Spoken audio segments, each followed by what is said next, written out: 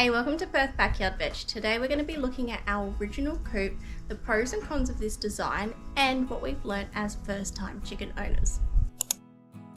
So we got this coop because it came as a kit, so it was quite easy to set up, and it wasn't a super large upfront cost, which was great for us being first-time chicken owners. We really liked this design. It was super cute, had these little doors and windows on the front, made it look like a little house for them.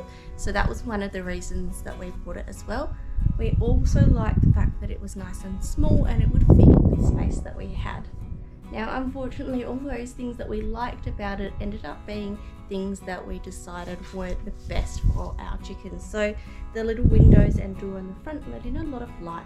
This is particularly problematic in summer when the sun is coming up between 4:30 and 5 and the girls get woken up by the sun and then they start making noise because they want us to come out and see them. So we've had to get little covers for the windows to block out the light, and then we've even had to drape fabric over the front as well to try and block out the light coming through the edges of the door and through the windows where we weren't able to cover them up. The fact that it was so small was great and it worked well in our space, but as we got more chickens it became an issue. It also had this little run on the side which we thought was great. Now, we learned very quickly that once we had the chickens in there it seemed like it wasn't enough room, and the time that we did try and keep them in there they were very unhappy, and so we've just left the door open the entire time that we've had it since then. But we've actually ended up taking this whole run off, so that's why at the start of the video it wasn't on there. For the last couple of months we haven't had this run on and it's made things much easier. There's a little sliding door in there that we like to close at night, and trying to get in through this door up and over and to push that shut every night is quite painful.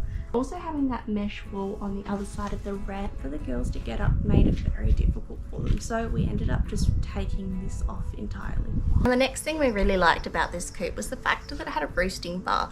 We've done some research and read that chickens should be roosting at night, so we thought having a roosting bar in there was a bonus. But unfortunately the roosting bars in there are tiny. They're too narrow for the chickens' feet and our girls just refused to use them. We even tried wrapping one in twine to see if they would sit on that instead, and they still didn't like it. It was way too narrow, their feet hung over the edge, which is not good for the chickens. The other thing with the roosting bars was their placement. They are placed very close to the ground. The chickens want a high roosting bar, so if you wanted to get a kit like this, make sure that the roosting bar is off of the ground a considerable amount and it's wide enough to accommodate their feet. The next thing is the cleaning. We really liked the fact that this coop had a tray underneath and you could just pull it out, empty all the droppings and beddings into the compost and put it back in, and it was going to be a super simple cleaning process. Now, the drawer does not come out. At first it did come out slightly.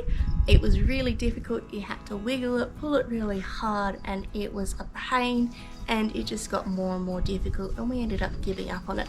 We then tried to do a deep litter system, but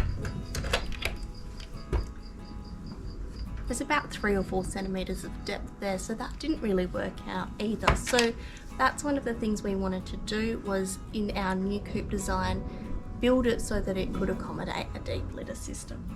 Now, if you have smaller breeds of chicken, unlike our Isa Browns that we have, then this might be a good size for you. The other thing with the size is that it's not very high off the ground, so we thought initially that they would be able to go under the coop to seek shelter from the hot sun and when it's raining, but there just wasn't enough room under there and it was very uncomfortable for them and they wouldn't go under there.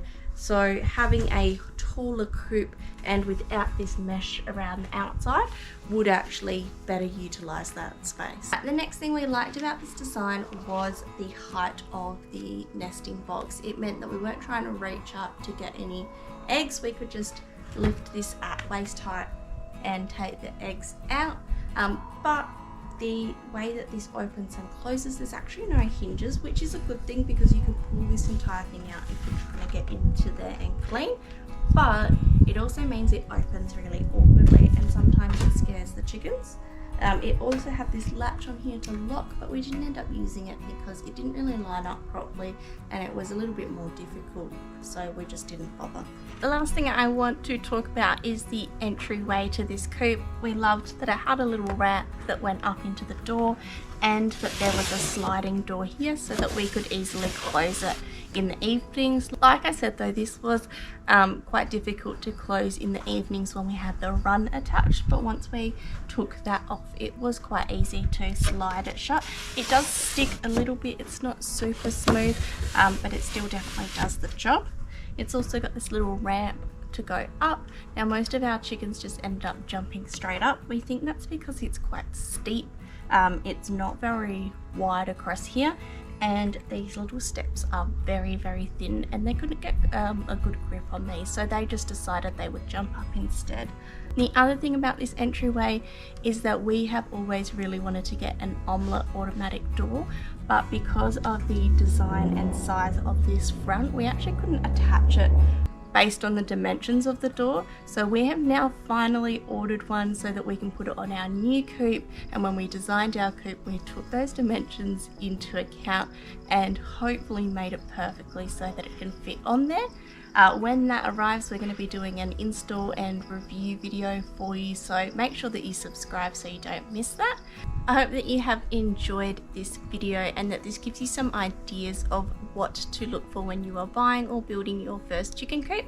Now of course we have just built our brand new chicken coop and we've got a bunch of videos coming out about that, so make sure that you subscribe so you don't miss any of those either.